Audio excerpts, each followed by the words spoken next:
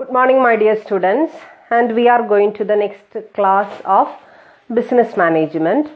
And in the previous class, we were discussing about stress management, and we have studied one definition of stress and also go through the importance of stress management in an organization.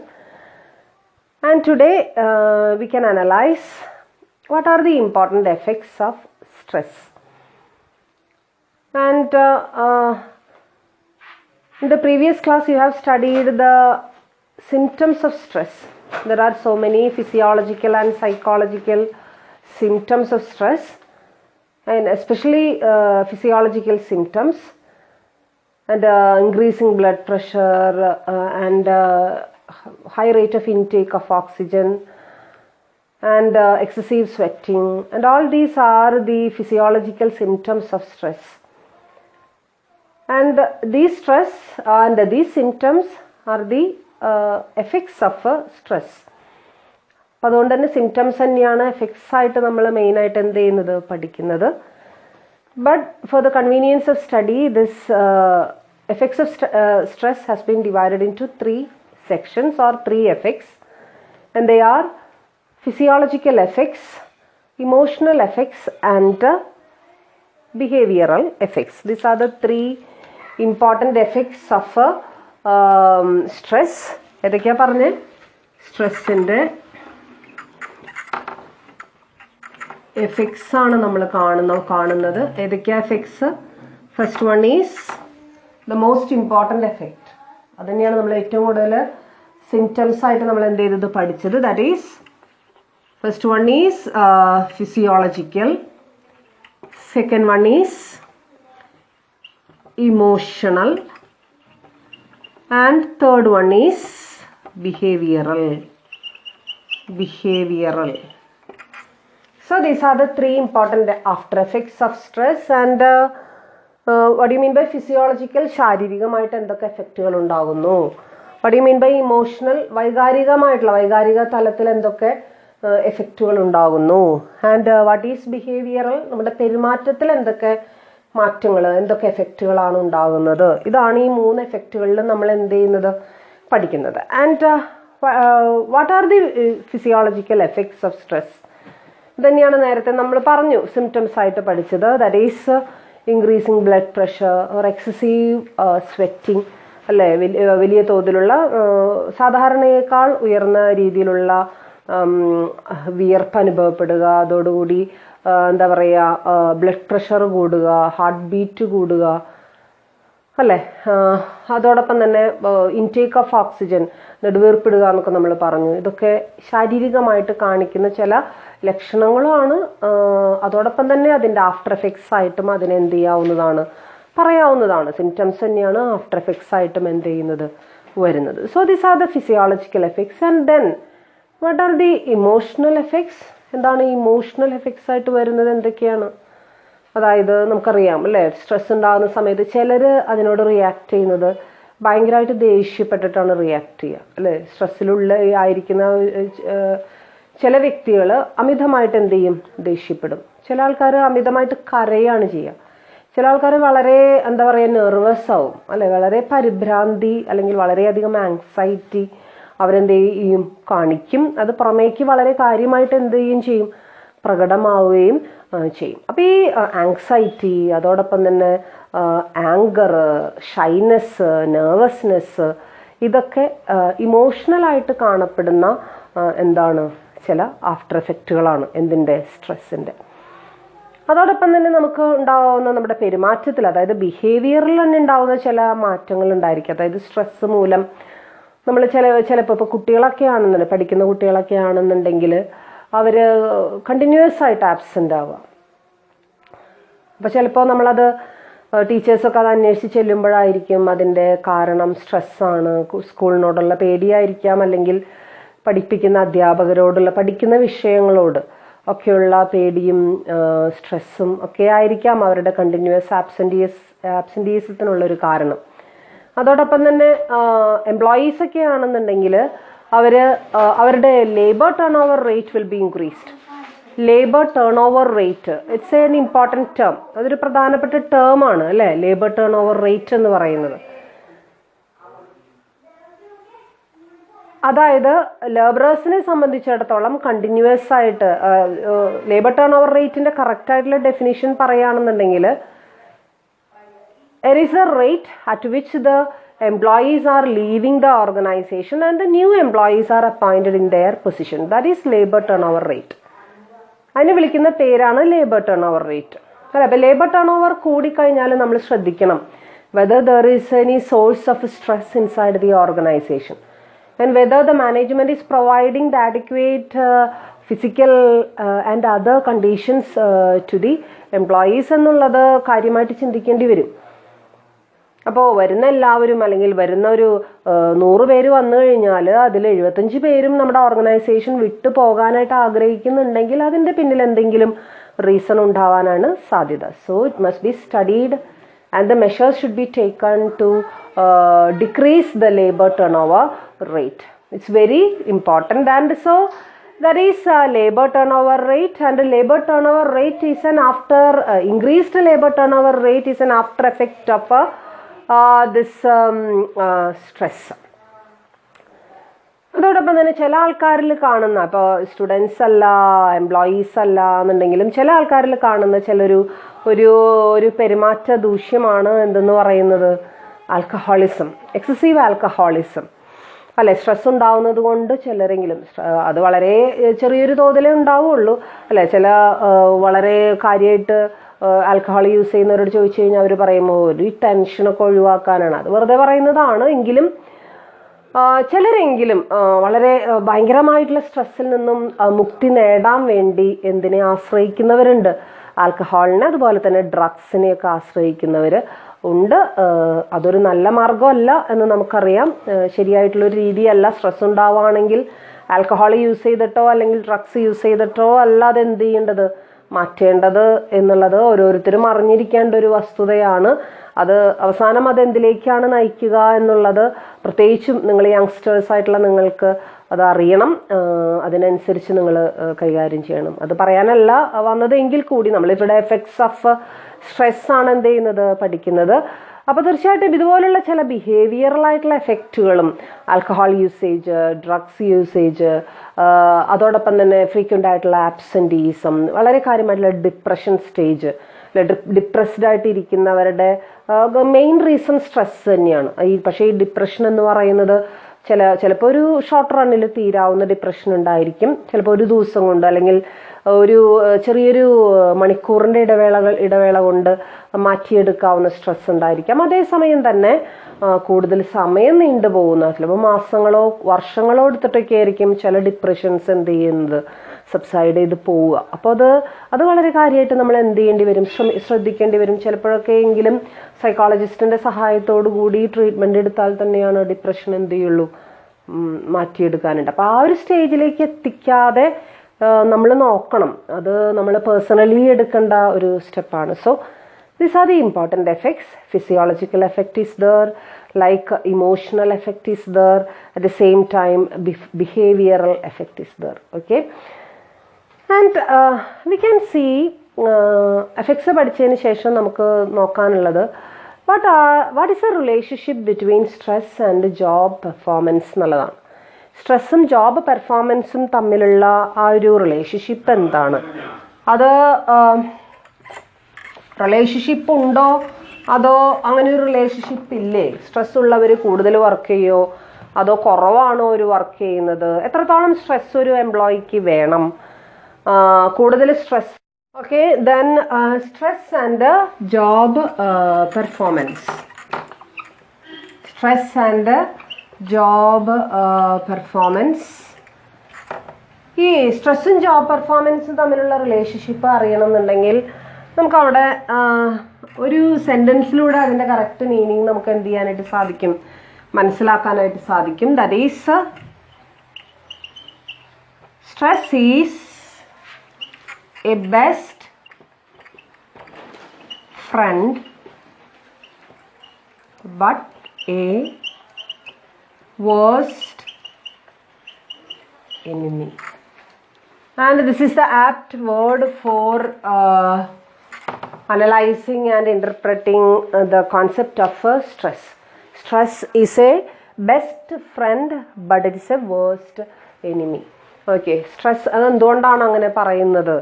സ്ട്രെസ്സിനെ സംബന്ധിച്ചിടത്തോളം അതൊരു famous ആയ സ്ട്രെസ്സിനെ കുറിച്ച് പഠിച്ചിട്ടുള്ള സ്ട്രെസ്സിൻ്റെ ആ ഒരു എഫക്റ്റിനെ കുറിച്ച് മനസ്സിലാക്കിയിട്ടുള്ള എല്ലാ business എക്സ്പേർട്സും എല്ലാ മാനേജ്മെൻറ്റ് എക്സ്പേർട്സും പറഞ്ഞിട്ടുള്ളത് സ്ട്രെസ്സ് 2 തലയുള്ള ജാനുസ് ദേവനെ പോലെയാണെന്നാണ്.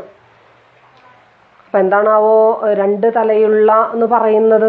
2 തലയുള്ള എന്ന് പറയുന്നത് വേറെ ഒന്നും കൊണ്ടല്ല, അതിന് 2 വശങ്ങളുണ്ട്. സ്ട്രെസ്സിന് 2 വശങ്ങളുണ്ട്. പോസിറ്റീവായിട്ടുള്ള വശമുണ്ട്, നെഗറ്റീവായിട്ടുള്ള വശമുണ്ട്.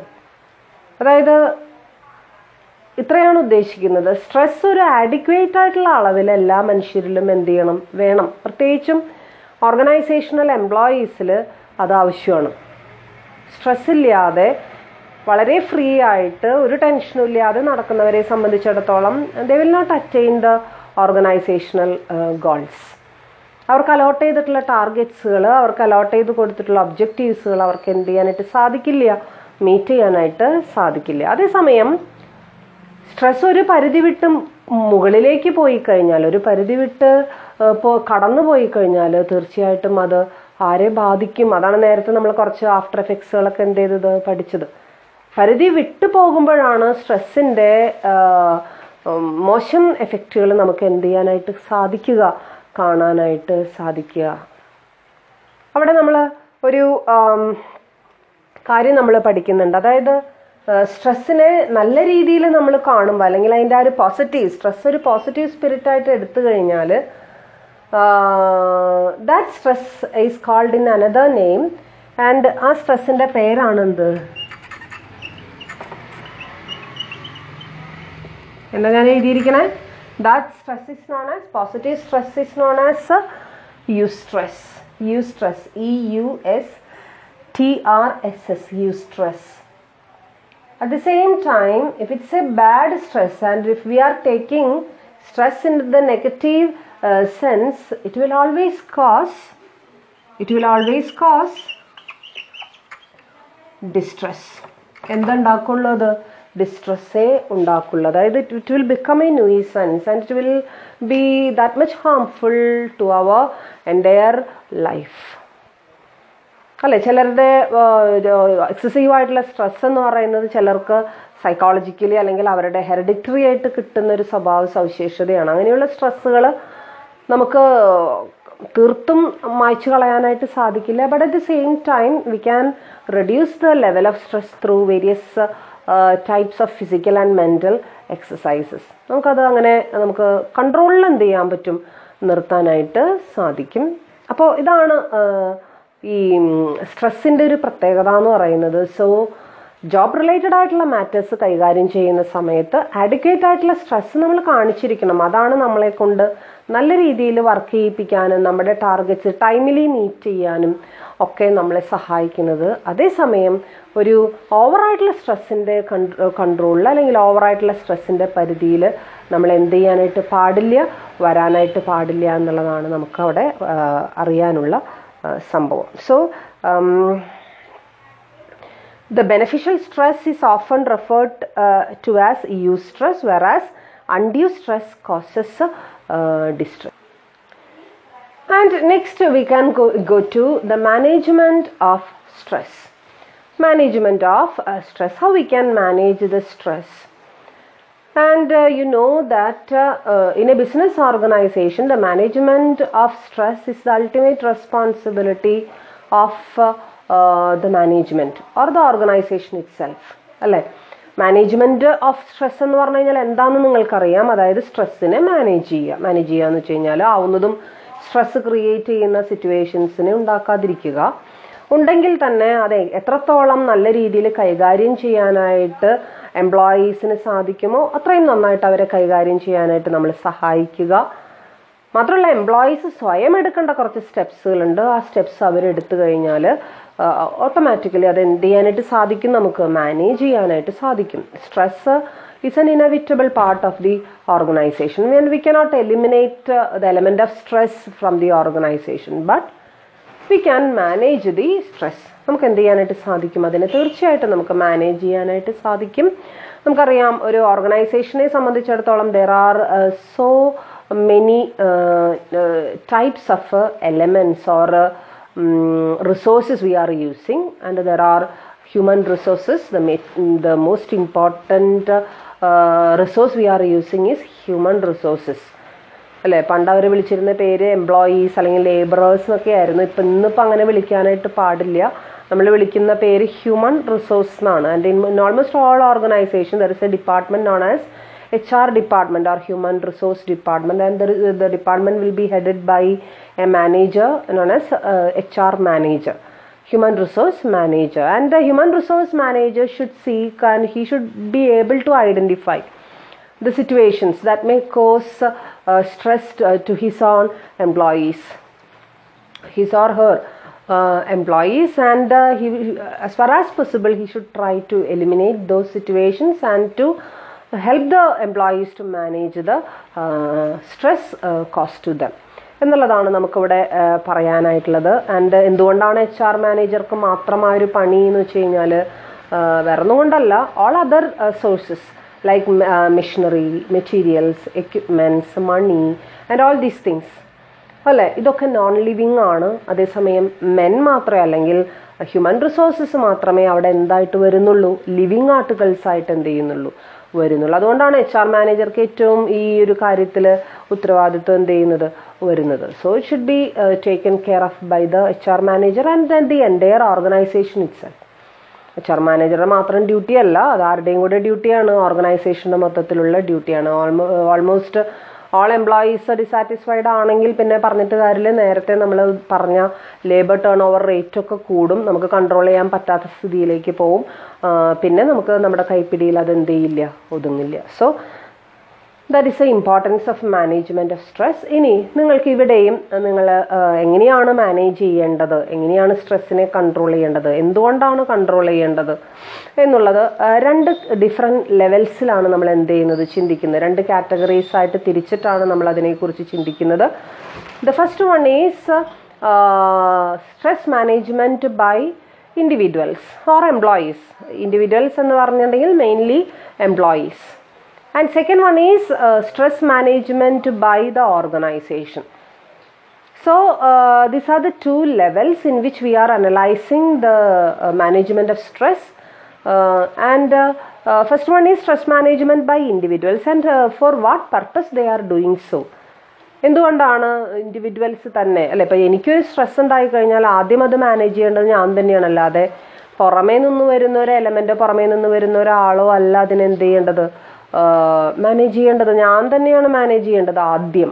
പിന്നെ എന്നെ കൊണ്ട് പറ്റാത്തതാണെങ്കിൽ മാത്രമേ വേറൊരാളുടെ സഹായം എനിക്ക് എന്ത് ചെയ്യേണ്ടതുള്ളൂ, തേടേണ്ടത് ഉള്ളൂ. And the important purposes of stress management by individuals are, the first one is eliminating or controlling the sources of stress.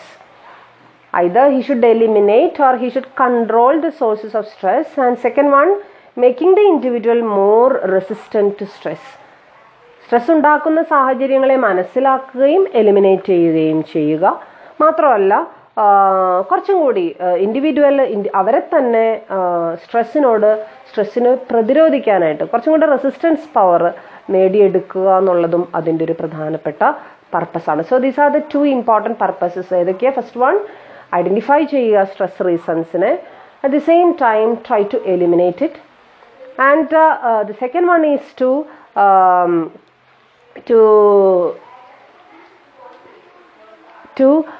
make the employees more capable to fight with the stress causing reasons. Okay, so these are the two important purposes, and now we can see what are the important steps to be taken by individuals to manage the stress. സ്ട്രെസ്സിനെ manage ചെയ്യാനായിട്ട് എന്തൊക്കെ tips അല്ലെങ്കിൽ എന്തൊക്കെ കാര്യങ്ങൾ ചെയ്യാം ഇൻഡിവിജ്വൽസിന് എന്നുള്ളതാണ് നമ്മൾ ഇനി എന്ത് ചെയ്യാൻ പോകുന്നത്, നോക്കാനായിട്ട് പോകുന്നത്. First one is analyse the stress producing situations and decide what is worth worrying and what is not. ഇൻഡിവിജ്വൽസിനെ സംബന്ധിച്ചിടത്തോളം സ്ട്രെസ് ഉണ്ടാകുന്ന സാഹചര്യത്തിൽ they should analyse whether it is worth worrying, അത് വറി ചെയ്യേണ്ട ഒരു സിറ്റുവേഷൻ ആണോ, വറി ചെയ്യേണ്ട ഒരു ആവശ്യം അതിനുണ്ടോ എന്നുള്ളത് കൃത്യമായിട്ട് അനലൈസ് ചെയ്യാനായിട്ട് ആർക്ക് സാധിച്ചിരിക്കണം? എംപ്ലോയീസിന് സാധിച്ചിരിക്കണം അല്ലേ. ഇപ്പോൾ ഒരു വ്യക്തിയെ നമ്മൾ കണ്ടു പെട്ടെന്ന് ടെൻഷനായി, അല്ലെങ്കിൽ ഒരു സാഹചര്യത്തിൽ ഇപ്പോൾ ഒരു എക്സാമിനേഷൻ, ചില കുട്ടികൾക്ക് എക്സാമിനേഷൻ എഴുതുന്ന സമയത്ത് ഭയങ്കര പേടിയാണ്. ആ പേടിയും സ്ട്രെസ്സും ഉള്ളതുകൊണ്ട് തന്നെ പരീക്ഷ മര്യാദയ്ക്ക് അവർക്ക് എന്ത് ചെയ്യാൻ പറ്റില്ല, എഴുതാൻ പറ്റില്ല. അപ്പോൾ ആ സ്ട്രെസ് ഉണ്ടായതുകൊണ്ട് വല്ലൊരു യൂസ് ഉണ്ടോ? ഇല്ല അല്ലേ. ഏത് സംഭവത്തിനെയും നമ്മൾ അതിൻ്റേതായിട്ടുള്ള ആ ഒരു സ്പിരിറ്റിൽ, അല്ലെങ്കിൽ അതിൻ്റേതായിട്ടുള്ളൊരു ഗൗരവത്തിൽ മാത്രമേ എന്ത് ചെയ്യാൻ പാടുള്ളൂ, എടുക്കാൻ പാടുള്ളൂ അല്ലേ. അതല്ലാന്നുണ്ടെങ്കിൽ അതെന്തുണ്ടാക്കും? ഓവറായിട്ടുള്ള സ്ട്രെസ് ഉണ്ടാക്കും. കാണേണ്ട കാര്യങ്ങളെ ഗൗരവത്തിൽ, കാണേണ്ട കാര്യങ്ങളെ ഗൗരവത്തിൽ തന്നെ നമ്മൾ എന്ത് ചെയ്യണം, കണ്ടിരിക്കുകയും വേണം. അതേസമയം കൊടുക്കേണ്ട ഇമ്പോർട്ടൻസ് മാത്രമേ എന്തിന് കൊടുക്കാവൂ? സംഭവങ്ങൾക്ക്, അല്ലെങ്കിൽ വ്യക്തികൾക്ക്, അല്ലെങ്കിൽ സാഹചര്യങ്ങൾക്ക് നമ്മൾ എന്ത് ചെയ്യാൻ പാടുള്ളൂ, കൊടുക്കാനായിട്ട് പാടുള്ളൂ. അപ്പോൾ സാഹചര്യങ്ങളെ അനലൈസ് ചെയ്യുകയും സ്ട്രെസ് ഉണ്ടാക്കാൻ സാധ്യതയുള്ള സാഹചര്യങ്ങളെ മനസ്സിലാക്കുകയും അതിൽ ഏത് സാഹചര്യത്തിനാണ് ആവശ്യത്തിന് സ്ട്രെസ് വേണ്ടതെന്നും ഏതിലാണ് വേണ്ടാത്തതെന്നും തിരിച്ചറിയുകയും ചെയ്യുന്നത് ഇൻഡിവിജ്വൽസിനെ സംബന്ധിച്ചിടത്തോളം വളരെ പ്രധാനപ്പെട്ട കാര്യമാണ്. എന്ത് മാനേജ് ചെയ്യുന്നതിന്? സ്ട്രെസ് മാനേജ് ചെയ്യുന്നത്. And next one is do proper planning and also time management techniques. പ്രോപ്പറായിട്ട് പ്ലാൻ ചെയ്യും. എന്ത് കാര്യമാണെന്നുണ്ടെങ്കിലും അത് പ്രോപ്പറായിട്ട് പ്ലാൻ ചെയ്ത് കഴിഞ്ഞാൽ പകുതി സ്ട്രെസ് നമുക്ക് എന്താക്കാൻ പറ്റും, ഒഴിവാക്കാനായിട്ട് സാധിക്കും. എക്സാം വരുന്ന സമയത്തല്ല നമ്മൾ എന്ത് ചെയ്യാറ്, പഠിക്കാറ്. അതിന് മുമ്പേ നമ്മൾ എന്ത് ചെയ്ത് വെക്കാറുണ്ട്, പഠിച്ചു വെക്കാറുണ്ട്. അല്ലെങ്കിൽ എന്ത് സംഭവിക്കും, എക്സാമിൻ്റെ തലേദിവസമോ അല്ലെങ്കിൽ അതിനോട് അനുബന്ധിച്ചിട്ടുള്ള ദിവസങ്ങളിലോ ഓവറായിട്ടുള്ള സ്ട്രെസ് ക്രിയേറ്റ് ചെയ്യപ്പെടാനുള്ള സാധ്യത. At the same time time management is also an important thing. ഒരു ഓർഗനൈസേഷനിലെ എംപ്ലോയീസിനെ സംബന്ധിച്ചിടത്തോളം രണ്ടും കൂടിയല്ല, അവരുടെ വർക്കും അവരുടെ ലൈഫും പേഴ്സണൽ ലൈഫും ഒരുമിച്ച് അവർക്ക് കൊണ്ടുപോകേണ്ടതുണ്ട്. സോ തീർച്ചയായിട്ടും ആ ഒരു ടൈം മാനേജ്മെൻറ്റ് അവരെന്ത് ചെയ്തിരിക്കണം, കീപ്പ് ചെയ്തിരിക്കണം. എങ്ങനെയത് മാനേജ് ചെയ്യാം എന്നുള്ളത് അവരവരുടെ പേഴ്സണൽ ലൈഫിനനുസരിച്ച്, അവർക്കുള്ള ഫെസിലിറ്റീസിനനുസരിച്ച്, അവർക്ക് അവൈലബിൾ ആയിട്ടുള്ള സംവിധാനങ്ങൾക്കനുസരിച്ച് അവരെന്ത് ചെയ്യേണ്ടി വരും, ക്രമപ്പെടുത്തേണ്ടി വരും. അത് അവരുടെ കഴിവാണ്. അവർ ഇൻഡിവിജ്വൽസിന് മാത്രമേ അത് ചെയ്യാനായിട്ട് സാധിക്കുള്ളൂ. പുറമേ നിന്നൊരാൾക്കും അതിൽ ഹെൽപ്പ് ചെയ്യാനായിട്ട് സാധിക്കില്ല. അതേസമയം ഒരു എഫക്റ്റീവായിട്ടുള്ള ഒരു ടൈം മാനേജ്മെൻറ്റ് തീർച്ചയായിട്ടും മാർക്ക് വേണം. ഏതൊരു വ്യക്തിക്കും, പ്രത്യേകിച്ചും ഒരു ഓർഗനൈസേഷനിൽ വർക്ക് ചെയ്യുന്ന എംപ്ലോയിക്ക് തീർത്തും അനിവാര്യമായിട്ടുള്ളൊരു സംഭവമാണ് എന്നുള്ളതാണ് പറയുന്നത്. And next one, avoid over stretching one self and exercise regularly, ensure the intake of a balanced diet, build regular sleeping habit and generally take care of oneself. അതായത് നമ്മളെ സംബന്ധിച്ചിടത്തോളം കുറച്ചും കൂടി നല്ല രീതിയിലുള്ള ബാലൻസ്ഡ് ആയിട്ടുള്ള ഡയറ്റ് എന്താണെന്ന് നിങ്ങൾക്കറിയാം. ബാലൻസ്ഡ് ഡയറ്റ് എടുക്കുകയും ഫിസിക്കൽ എക്സസൈസസ് റെഗുലറായിട്ട് ചെയ്യുകയും അതോടൊപ്പം തന്നെ ആവശ്യമില്ലാത്തൊരു ഇമ്പോർട്ടൻസ് നമുക്ക് തന്നെ കൊടുക്കാതിരിക്കുക. അതേസമയം ആഡിക്വേറ്റ് ആയിട്ട് വേണ്ട ഒരു ഹെൽത്ത് കെയർ, പേഴ്സണൽ കെയർ എടുക്കുകയും നമ്മൾ എന്താ പറയുക, ഒട്ടും ശ്രദ്ധയില്ലാതെ അശ്രദ്ധമായിട്ട് നടക്കുന്ന ആൾക്കാർക്ക് തീർച്ചയായിട്ടും ഹെൽത്ത് ഇഷ്യൂസ് പെട്ടെന്ന് തന്നെ എന്ത് ചെയ്യും, ഉണ്ടാവും. അതൊന്നുമില്ലാതെ മാക്സിമം നോക്കേണ്ട കാര്യങ്ങൾ, പേഴ്സണൽ കെയറിനുള്ള മാർഗങ്ങളൊക്കെ നോക്കുകയും ബാലൻസ്ഡ് ആയിട്ടുള്ള ഡയറ്റും ഫിസിക്കൽ എക്സസൈസ് റെഗുലറായിട്ട് ചെയ്യുകയൊക്കെ ചെയ്തു കഴിഞ്ഞാൽ ഒരു പരിധിവരെ നമുക്ക് എന്ത് ഒഴിവാക്കാൻ സാധിക്കും, സ്ട്രെസ് ഒഴിവാക്കാൻ സാധിക്കും. Next one, develop A positive attitude towards life and people.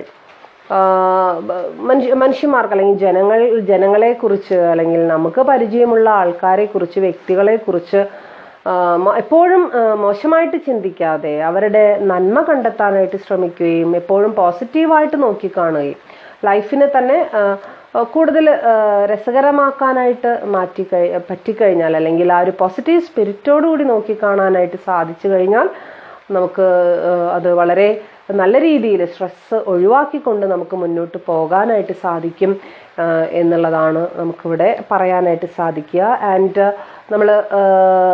നിങ്ങൾ കണ്ടിട്ടുണ്ടോ എന്ന് എനിക്കറിയില്ല. അതേസമയം എനിക്ക് വളരെയധികം രസകരമായിട്ട് തോന്നിയ ഒരു മലയാളം സിനിമയാണ് ലൈഫ് ഈസ് ബ്യൂട്ടിഫുൾ എന്ന് പറയുന്ന മോഹൻലാലിൻ്റെ സിനിമ. അതിൽ മോഹൻലാൽ തന്നെ വളരെ വ്യത്യസ്തമായിട്ടുള്ള വ്യൂ പോയിന്റ്സിൽ ലൈഫിനെ നോക്കി കാണുന്ന, എങ്ങനെയാണ് അതിനൊരു പോസിറ്റീവ് സ്പിരിറ്റിൽ വളരെ അപ്രതീക്ഷിതമായിട്ടുള്ള സാഹചര്യങ്ങളും വളരെ പ്രതീക്ഷിക്കാത്ത പല പ്രശ്നങ്ങളും ഉണ്ടായിട്ട് പോലും ലൈഫിനെ നല്ല രീതിയിൽ നോക്കി കാണാനായിട്ട് സാധിച്ചു എന്നുള്ളതാണ് അതിൻ്റെ ആ ഒരു സിനിമയുടെ രസം, അല്ലെങ്കിൽ ആ ഒരു സിനിമയുടെ കാതലായിട്ടുള്ള ഭാഗമെന്ന് പറയുന്നത്. സോ അപ്പോൾ ലൈഫിനെ ഒന്നും കൂടി പോസിറ്റീവ് സ്പിരിറ്റിൽ നോക്കി കാണാനായിട്ട്, അതെപ്പോഴും എനിക്ക് നല്ല ചീത്തയെ വരൂ, ഞാനല്ലെങ്കിലും എപ്പോഴും ഇങ്ങനെ തന്നെയാണ്, എനിക്കല്ലെങ്കിലും ഇങ്ങനെ തന്നെ വരാൻ സാധ്യതയുള്ളൂ എന്ന് ചിന്തിക്കാതെ ഒന്നുകൂടി പോസിറ്റീവ് സ്പിരിറ്റിൽ കണ്ടു കഴിഞ്ഞാൽ ഈ സ്ട്രെസ്സൊക്കെ നമുക്കൊരു പരിധി വഴി എന്താക്കാനായിട്ട് സാധിക്കും, ഒഴിവാക്കാനായിട്ട് സാധിക്കും. And next one, learn to relax and maintain a proper balance between work and personal life. നമ്മൾ വർക്കഹോളിക് ആയിട്ടുള്ള ആൾക്കാരെ നമ്മൾ കണ്ടിട്ടുണ്ട്. അതേസമയം ഈ വർക്കഹോളിസം എന്ന് പറയുന്നത് തീർത്തും മോശമായിട്ടുള്ള കാര്യമൊന്നുമല്ല. അതേസമയം വർക്കിൻ്റെ കൂടെ നമ്മൾ നമ്മുടെ പേഴ്സണൽ ലൈഫിനെ എന്താ കൂട്ടിക്കുഴയ്ക്കാൻ പാടില്ല എന്നൊക്കെ നമ്മൾ പറയും അല്ലെ. പേഴ്സണൽ ലൈഫിൻ്റെ ആ ഒരു എൻജോയ്മെൻറ്റ് അതിലുണ്ടായിരിക്കണം. അതേസമയം വർക്ക് അതിൻ്റേതായിട്ടുള്ള പെർഫെക്ഷനിൽ നമ്മൾ എന്ത് ചെയ്യും വേണം, ചെയ്യുകയും വേണം. അതിൽ ഒരു വിട്ടുവീഴ്ച നമ്മൾ എന്ത് ചെയ്യാൻ പാടില്ല. സോ വർക്ക് വർക്കിൻ്റെ രീതിയിലും പേഴ്സണൽ ലൈഫിൻ്റെ രീതിയിലും രണ്ടിലും നമുക്ക് ആ ഒരു സാറ്റിസ്ഫാക്ഷൻ കണ്ടെത്താനായിട്ട് സാധിച്ചെങ്കിൽ മാത്രമേ സ്ട്രെസ് നമുക്ക് എന്താക്കാൻ പറ്റുള്ളൂ, ഒഴിവാക്കാൻ സാധിക്കുള്ളൂ. And next one, practice and adopt relaxation technique like breathing exercises, meditation and yoga. Breathing എക്സസൈസസും ശ്വസന എക്സസൈസുകളെ കുറിച്ച് നിങ്ങൾക്ക് അറിയാം. അതുപോലെ തന്നെ യോഗയെ കുറിച്ച് നിങ്ങൾ കേട്ടിട്ടുണ്ട്, മെഡിറ്റേഷനെ കുറിച്ച് കേട്ടിട്ടുണ്ട്. എല്ലാം വളരെ വളരെ എഫക്റ്റീവായിട്ടുള്ള സ്ട്രെസ് ഒഴിവാക്കാനായിട്ടുള്ള മാർഗങ്ങളാണ്.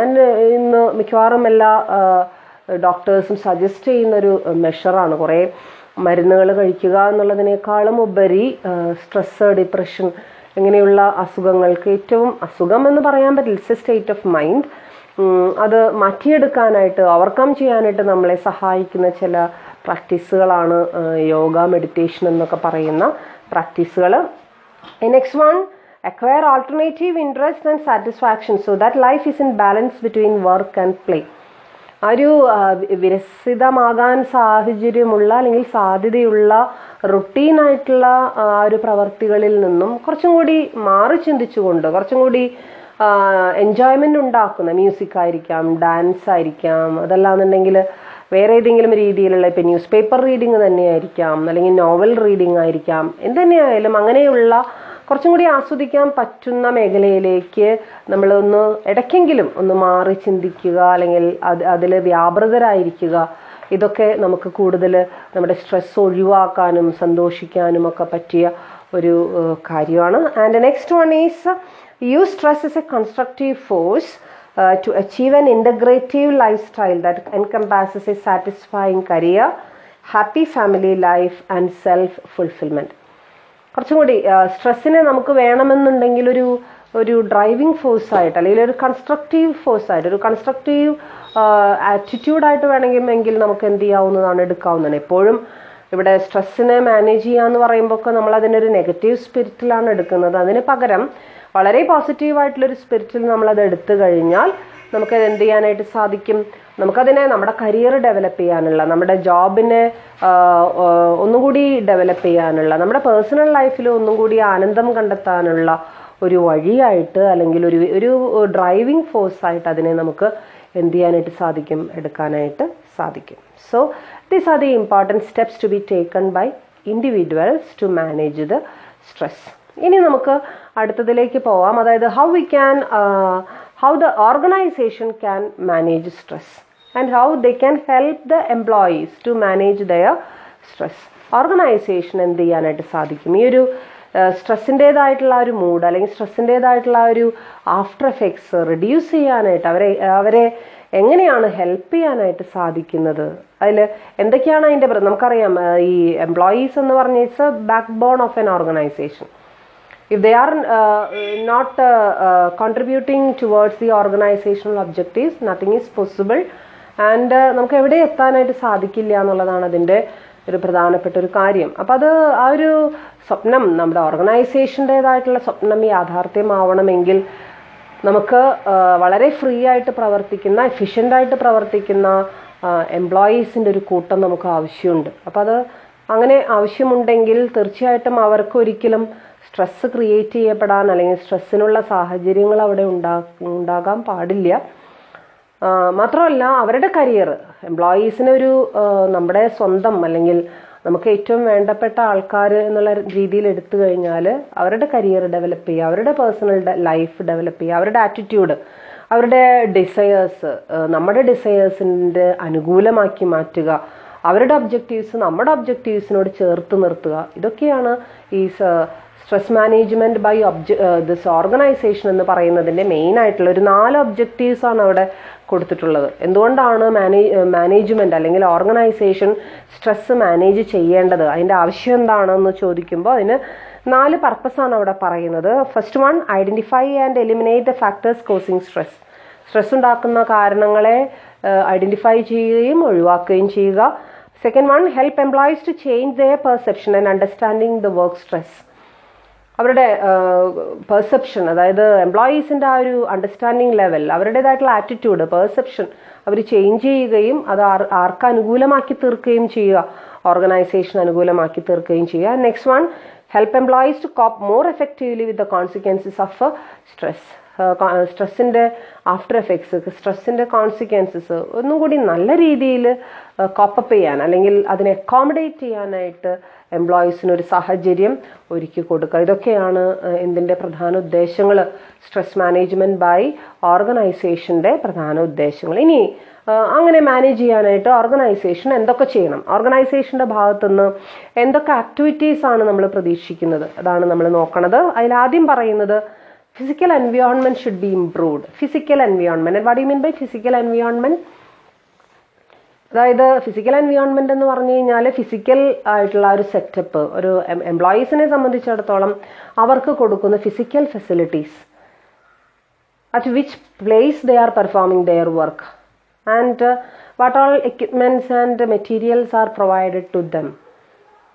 And in the room or in that particular place, is there any adequate ventilations and adequate furnishings? And all these are physical.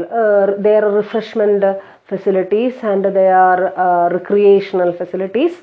ഇതൊക്കെ എന്തിൽ പെടുന്നതാണ്, ഫിസിക്കൽ എൻവയോൺമെൻറ്റിൽ പെടുന്നതാണ് അല്ലേ. അവർക്ക് ആവശ്യത്തിന് ഫ്രീ ആയിട്ട് ചിന്തിക്കാനും ഫ്രീ ആയിട്ട് പ്രവർത്തിക്കാനും ഒക്കെയുള്ള സാഹചര്യം, നല്ല ഹൈജീനായിട്ടുള്ള അറ്റ്മോസ്ഫിയറിൽ ഇരുന്നു കൊണ്ട് പ്രവർത്തിക്കാനുള്ള അവസരം ഇതൊക്കെ ഉണ്ടോ എന്നുള്ളത് ഐഡൻറ്റിഫൈ ചെയ്യണം.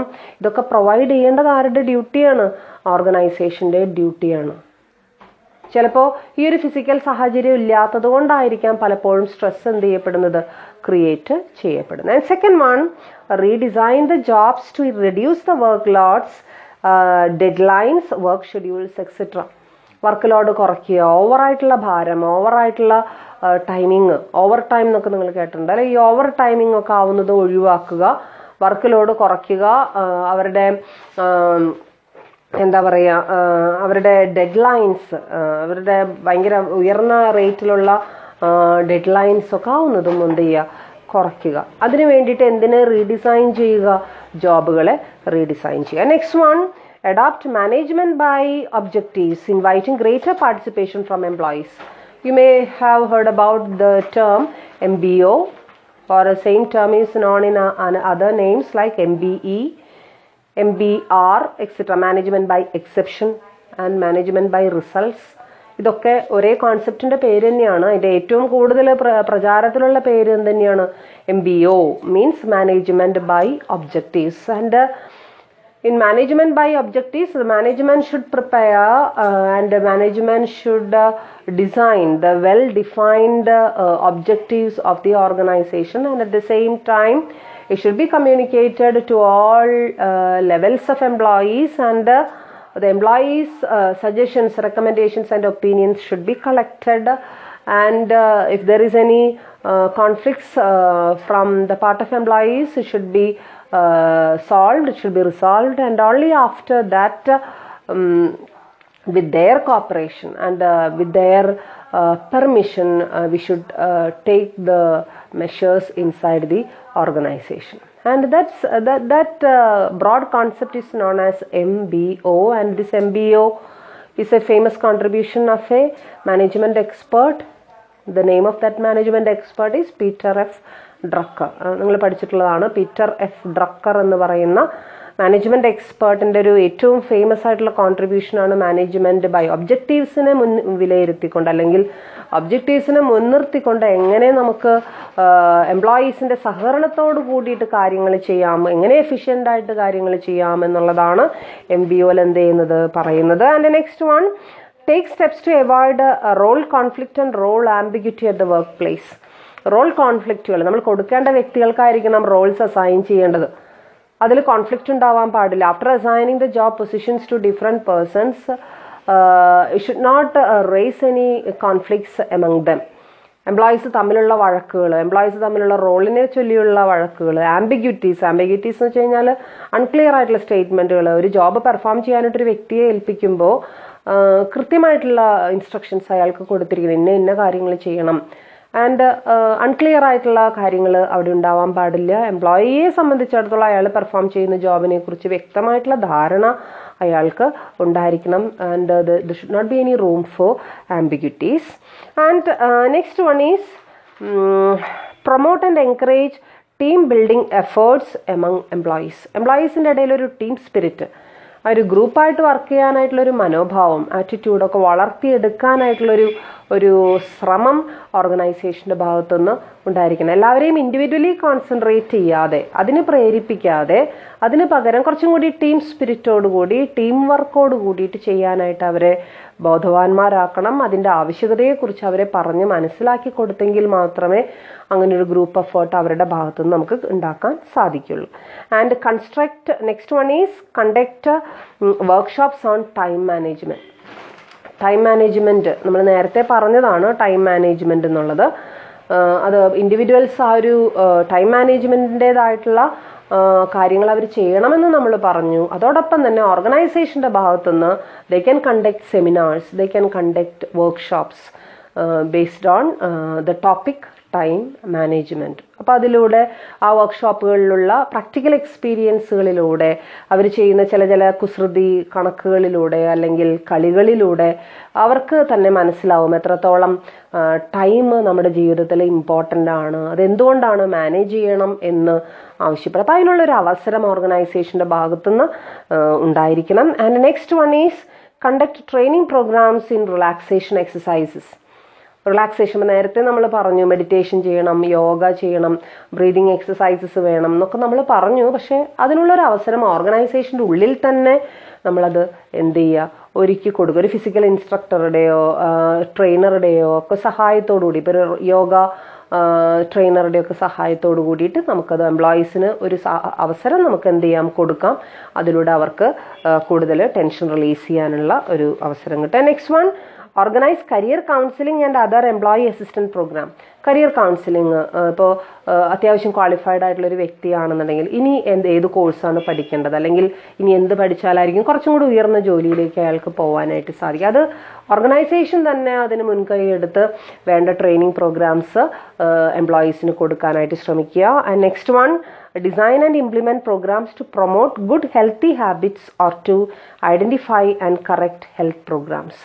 ഹെൽത്ത് പ്രോഗ്രാംസ് ഐഡൻറ്റിഫൈ ചെയ്യാനും അതിനോടനുബന്ധിച്ചിട്ടുള്ള പ്രോഗ്രാംസ് കണ്ടക്ട് ചെയ്യാനും ഒക്കെ ആര് ശ്രമിക്കേണ്ടതാണ്, ഓർഗനൈസേഷൻ ശ്രമിക്കേണ്ടതാണ്. So these are the important tips or important functions, important activities to be performed by the management or by the organisation. So that ഒരു പരിധിവരെ അപ്പോൾ ഇൻഡിവിജ്വൽസിൻ്റെ ഭാഗത്തുനിന്ന് ഇൻഡിവിജ്വൽസും മാനേജ്മെൻറ്റിൻ്റെ ഭാഗത്തുനിന്ന് മാനേജ്മെൻറ്റും ആവശ്യത്തിന് കാര്യങ്ങൾ ചെയ്തു കഴിഞ്ഞാൽ ഈ സ്ട്രെസ് ഉണ്ടാക്കുന്ന കാര്യങ്ങളും സ്ട്രെസ് ഉണ്ടാക്കുന്ന റീസൺസും ഒക്കെ ഒരു പരിധിവരെ നമുക്ക് എന്ത് ചെയ്യാനായിട്ട് സാധിക്കും, ഒഴിവാക്കാനായിട്ട് സാധിക്കും. അല്ലെങ്കിൽ എന്തുണ്ടാവും എന്ന് വെച്ച് കഴിഞ്ഞാൽ ഒരു പരിധി വിട്ട് പോയി കഴിഞ്ഞാൽ സ്ട്രെസ് നമുക്ക് പിടിച്ചു നിർത്താൻ പറ്റാത്ത രീതിയിലേക്ക് പോയാൽ ചിലപ്പോൾ എംപ്ലോയീസ് സ്ട്രൈക്കുകൾ, എംപ്ലോയീസിൻ്റെ ലോക്കൗട്ട്സ് ഇതൊക്കെ ഉണ്ടായിക്കഴിഞ്ഞാൽ നമുക്ക് പിന്നെ എന്താ പറയുക, ഓർഗനൈസേഷൻ്റെ ഭാവിയെ തന്നെ അത് ബാധിക്കുന്ന വളരെ സീരിയസ് ആയിട്ടുള്ള മാറ്റേഴ്സാണ്. അപ്പോൾ അതിലേക്കൊന്നും പോകാതെ നോക്കണമെങ്കിൽ ഇതുപോലുള്ള ചില സ്റ്റെപ്സുകൾ നമ്മൾ എടുത്തേ മതിയാവുള്ളൂ.